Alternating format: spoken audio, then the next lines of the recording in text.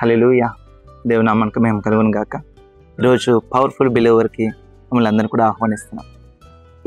ఈ డివోషన్ దినదినము మనమందరం కూడా దేవులో పవర్ఫుల్గా తయారవ్వాలి, పవర్ఫుల్గా ఉండాలి. షద్రక్, మేషక్, అబేద్నెగోలు వారు ఎలాగైతే దేవుడి కొరకు రోషం కలిగి ఉన్నారో, యోసేపు, దావీదు ఎవరైతే రోషం కలిగి ఉన్నారో, అలాగే ఈరోజు మనం కూడా అలా రోషంతో ఉండాలి. ఈ వాక్యం వింటున్న మీరు కూడా అలాంటి రోషంతో ఉండాలని ఒక కార్యక్రమాన్ని నడిపిస్తున్నాం. దయచేసి ఈరోజు ఒక వాక్యాన్ని మనం చూద్దామా? రోమీయులకు రాసిన పత్రిక 6వ అధ్యాయము 12వ వచనం. కాబట్టి శరీర దురాశలకు లోబడినట్లుగా చావునకు లోనైన మీ శరీరమందు పాపమును ఏలనీయకుడి.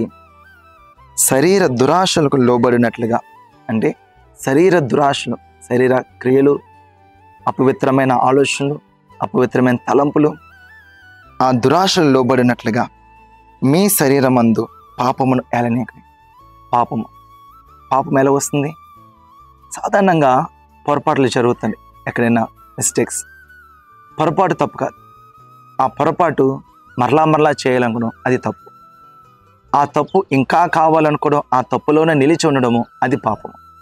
అంటే పొరపాటు నుంచి తప్పు నుంచి పాపం. సో ఈరోజు మనమందరము కూడా మన ఆత్మీయ జీవితాన్ని దీనివల్ల మనం నాశనం చేసుకుంటున్నాం.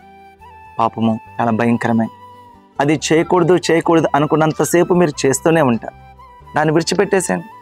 ఏది చేయాలో మీరు ఆలోచించగలిగితే చేయకూడని ఆటోమేటిక్గా విడిచిపెట్టేస్తారు. చాలామంది దాని మీదే ఫోకస్ చేస్తారు. అయ్యో ఇది చేశాను, అయ్యో ఈ మాట అనేసాను, అయ్యో ఇలా జరిగిపోయింది. ఓకే, ప్రభువుని ఒకసారి క్షమించమని అడిగేసి దాన్ని విడిచిపెట్టేసింది.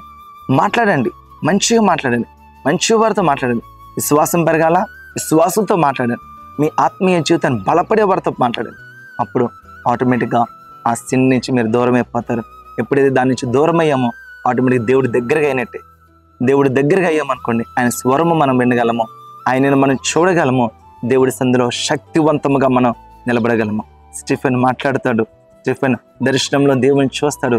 తండ్రి కుడిపార్శ్వమున ఆయన నిలిచి ఉండడం ఆయన చూస్తున్నానని వాక్యం సెలవిస్తుంది. ఈరోజు అటువంటి స్థితిలో మనం నిలబడదామా? దేవుడు తన వాక్యంతో మనతో మాట్లాడుతున్నాడు. మనమందరము కూడా శక్తివంతముగా పాపమును ఎదిరించి, పాపమును యేసు నామములో త్రొక్కివేసి విశ్వాసంలో ముందుకు వెళ్ళాలని ప్రభు మన యందు ఆశపడుతున్నాడు. ఈరోజు దేవుడు మన యందు ఆశపడుతున్న ఆశను మనం నెరవేరుద్దామా? మనమందరము కూడా యేసువలే ఈ లోకంలో మనం ముందుకు వెళ్ళాలి. సో కాబట్టి పాపం విషయమే జాగ్రత్త. దాని మీద ధ్యాస పెట్టుకోవద్దు, దాన్ని విడిచిపెట్టేసింది.